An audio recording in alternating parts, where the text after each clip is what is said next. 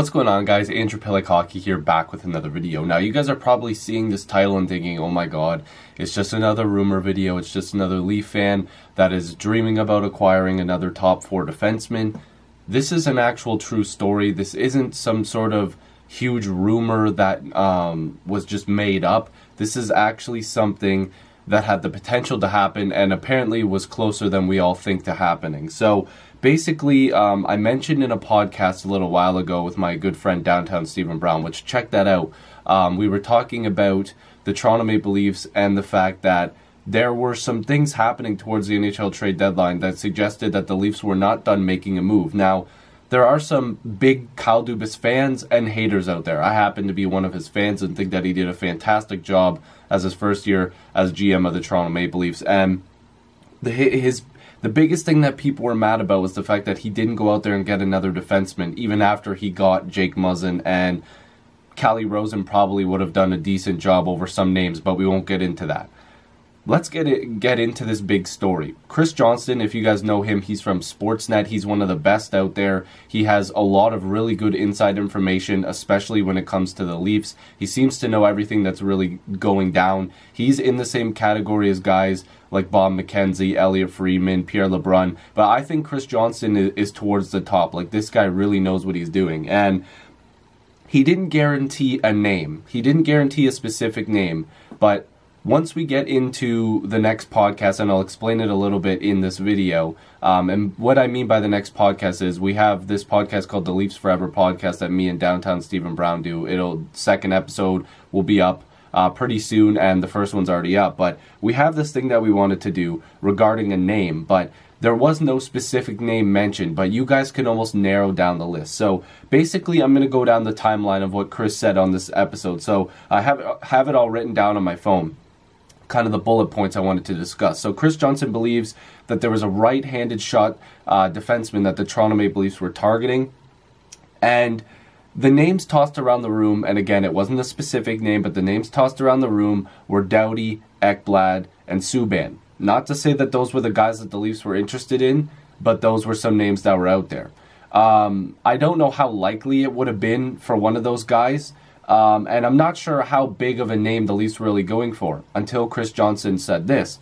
He made it very clear that the Leafs weren't just going for another right-handed shot defenseman. They weren't just going for another guy to toss in the lineup. Chris Johnston said multiple times that the Toronto Maple Leafs were going for it. They were going for a big name. And he said, again, like they were trying to like play it down a bit, and he said, no, a name. Like a name that everybody knows, a name. So he also mentioned that the Leafs needed to clear some cap space. Even though they had roughly $3 million or $4 million to work with at the deadline, I know a lot of people said they had no money, but even after that Muzzin trade, they did have a little bit more money to spend, but they were trying to clear out more room. The guys that I think they were trying to move were Zaitsev and Brown, and it was confirmed that both were dangled at the deadline. Connor Brown's deal almost happened. They were very close. And the Zaitsev deal, apparently they got more traction than they thought, but nothing came about. And of course, you would have to toss in a little bit here. And he also said that it wasn't in the same deal. Like, they were going after a big name, they were trying to clear out space, and they were all in different separate deals. So Dubas would have been very busy. And apparently this came down to like the last couple hours or whatever. Like, Dubas was very close. Basically they were talking about teams that could take on cap. The Leafs would have to sweeten it a little bit for a guy like Zaitsev, but Brown apparently was almost an Edmonton Oiler. So this is an opinion now, a little bit on those facts, because those are facts. Like, those are things that actually almost happened. Okay, like this is like actual legitimate stuff that Chris Johnston was hearing, not from one person, but from multiple people around the NHL, and that's where it's key.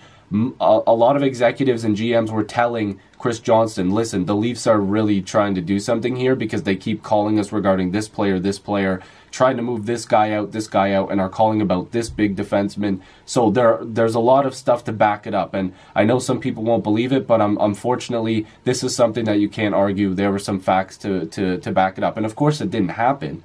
But my next question towards the end of the video will get you guys thinking. So here's what I believe happened, how it fell apart. These are my thoughts that I wrote down. So I thought Brown was apparently a guy that Edmonton wanted to play with McDavid. So we've seen McDavid getting played with Cassian and Lucic and Nugent Hopkins and Draisaitl. Like, they were trying just about everybody. I know they wanted to separate at least Nugent Hopkins, but they were trying to see if they can make some magic again, because McDavid played with Brown, I believe, in Erie in the OHL, the Ontario Hockey League, and I don't know if Toronto wanted something significant back, because Brown definitely is just a depth player that gets paid a little bit too much for the Toronto Maple Leafs to play him on the fourth line.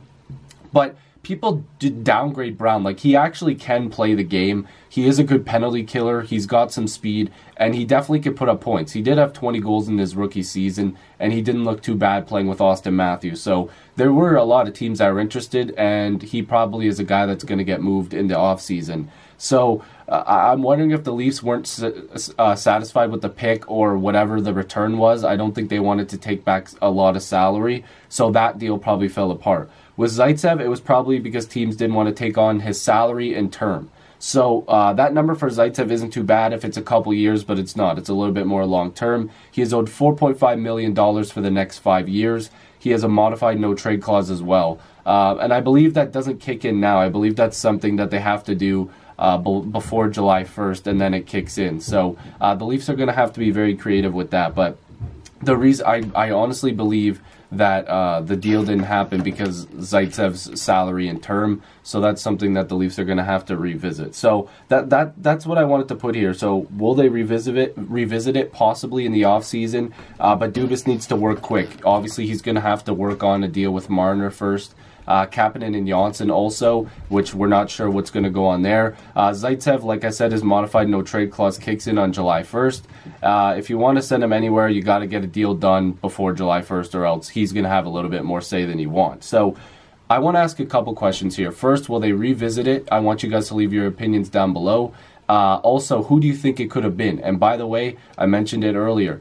Me and my buddy Stephen Brown, we wanted to kind of go down the list and see, okay, which one of these guys could be a possibility? This is too much salary, this is too much term, maybe they don't like this guy, left-handed shot. We went all down the list, and there was only a group of 4 or 5 guys that we thought it could be.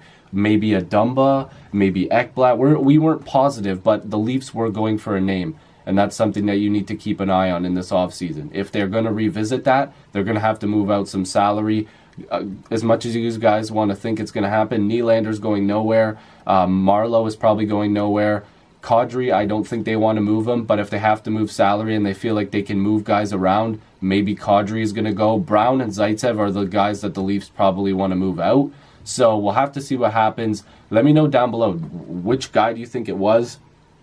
Who do you think it was? Like, I just want to know, because this is going to be very interesting going into this offseason. And the fact that Chris Johnston said, listen, it was a name. It wasn't just some right-handed shot defenseman that the Leafs were just checking in on.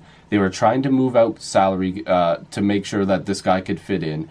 And they were going for it, which means, who knows, was a prospect involved? Were picks involved? Which players were going to be involved in the deal? It's a lot of fun. And on this channel, I'm going to be updating this story to see if it happens again, or maybe Chris Johnston finds out a name, or if he finds out more information.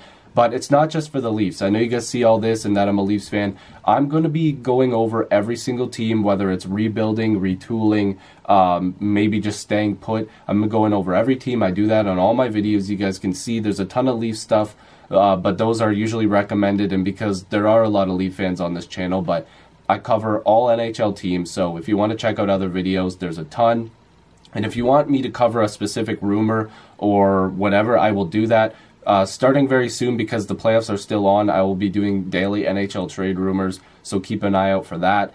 And that, again, that'll involve every single team regarding whoever's in the trade rumors. So hopefully you guys enjoyed this video. If you're new, make sure to subscribe. I'd really appreciate it. Join the squad. Let's get to 5,000 subscribers. Thank you guys so much for watching. Hopefully you guys will check out some of the other videos and like and share and click the notification bell if you want to. I'll see you guys in the next video or stream. Peace.